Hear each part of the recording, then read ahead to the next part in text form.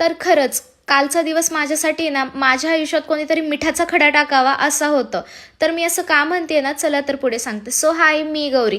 तर जसं की मी तुम्हाला मागच्या व्लॉगमध्ये सांगितलं होतं की माझा बड्डे होता काल आणि कालचा दिवस एकदम छान सुरळीत चालू होता. सकाळचं सगळं काही काम वगैरे झालं होतं, सगळं व्यवस्थित होतं.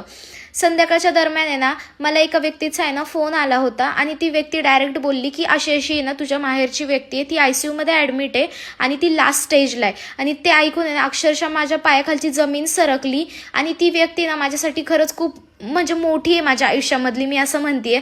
आणि इतकं डेंजर झाली होती माझ्यावर सिच्युएशन, मी फक्त रडत होते, मी कुणाचा फोनही उचलत नव्हते.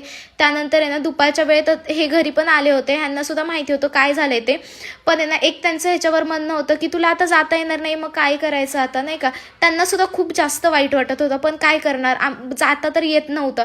म्हटलं रडून तरी काय फायदा नाही, त्यामुळे मी काही बड्डे वगैरे काहीच सेलिब्रेट केला नाही. बघू, आमची येत्या काही दिवसातच ॲनिव्हर्सरी आहे, ॲनिव्हर्सरीलाच बड्डे आणि ॲनिव्हर्सरी दोघी सेलिब्रेट करू. आणि असा काहीसा माझा दिवस होता. चला मग भेटूया आपण उद्या. बाय.